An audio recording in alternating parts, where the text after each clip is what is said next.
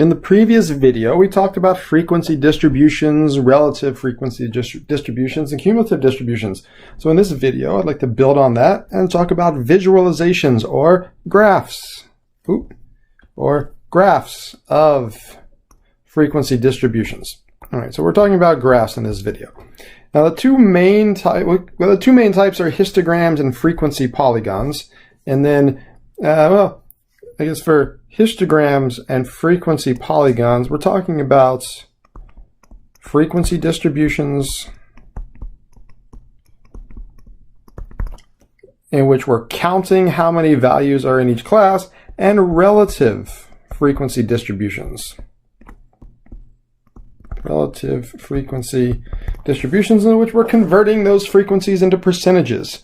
So the two main types of graphs are histograms and frequency polygons. And then this version of the frequency polygon that's used for cumulative frequency distributions, we call it an ogive. But an ogive is basically a frequency polygon used for a cumulative frequency distribution.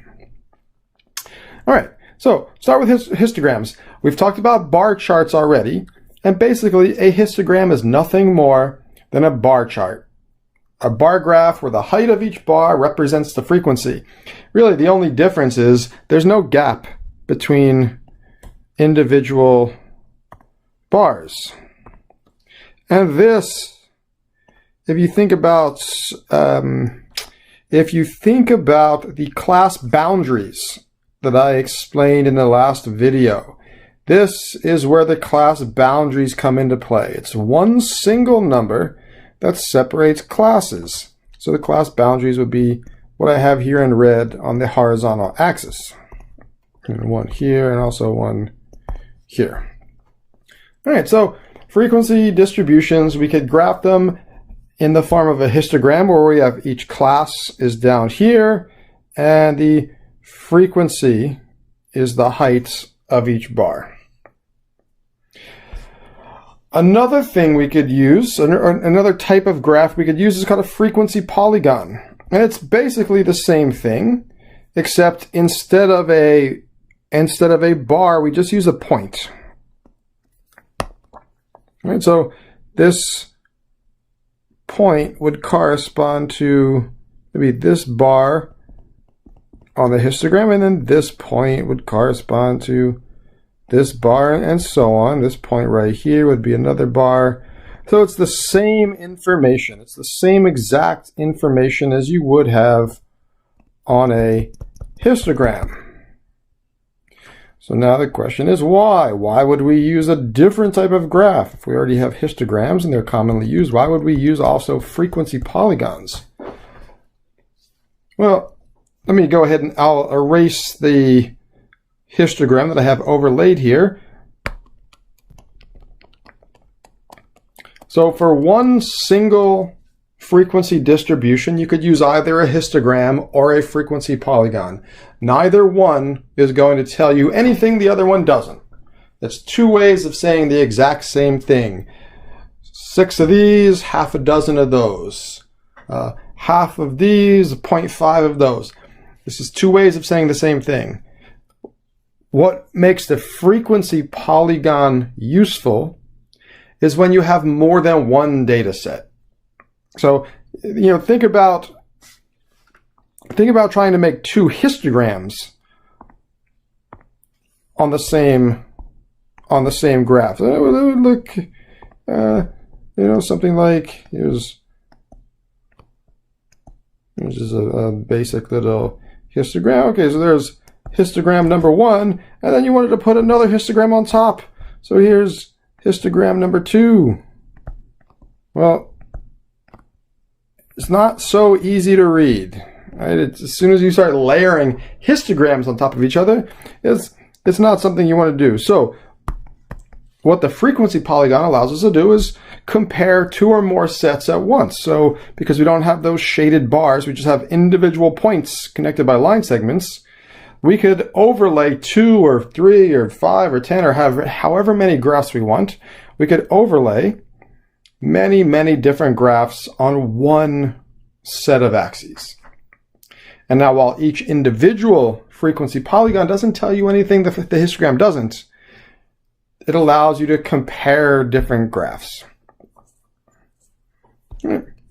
Now, like I said, no, they both contain exactly the same information. A histogram or a frequency polygon contain exactly the same information. It's just a matter of personal preference. There's no rule that says you have to use a histogram in this situation, or you have to use a frequency polygon in this situation. It's just a matter of personal preference. Yeah, and you can, like I said, you could overlay multiple frequency polygons on a single graph without it being too cluttered. All right, so now let's talk about cumulative frequency distributions. Well, what we have right here, this is the regular standard frequency distribution.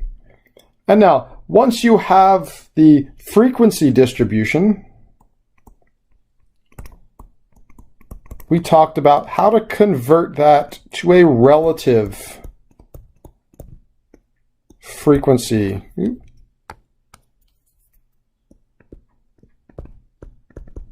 A relative frequency distribution. We would basically take each one of these numbers and divide by 180 because that's the total.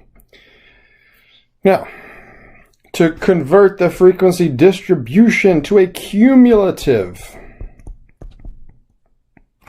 frequency distribution, remember I said this word cumulative in a previous video, one of the previous videos. I defined the word cumulative meaning everything from the beginning. Cumulative frequency distribution, or the sum of everything from the beginning. So, with the frequency distribution, the first class is 200 to 600. And there are 8 values in that range. Then, the second class is 600 to 1000. There are 11 values in that range. What we're doing with the cumulative distribution, well, it's less than 600, less than 1,000, less than 14,000. So this is the first class. This is the first 2 classes. This is the first 3 classes, the first 4 classes, and so on.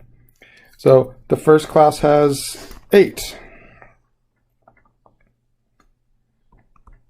So there's the 8. The second class has an 8.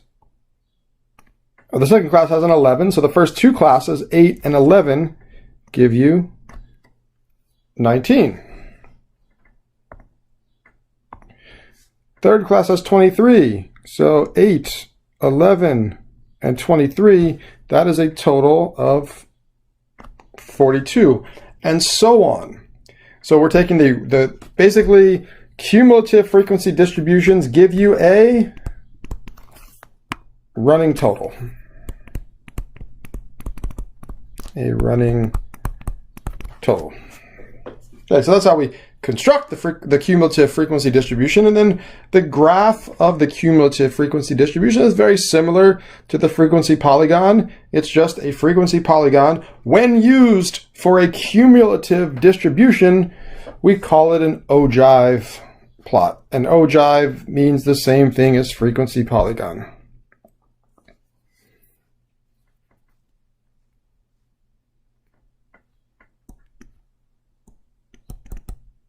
So this is called an ogive, or pronounced O-J-I-V-E. This is an ogive. It's a frequency polygon that's applied to a cumulative distribution.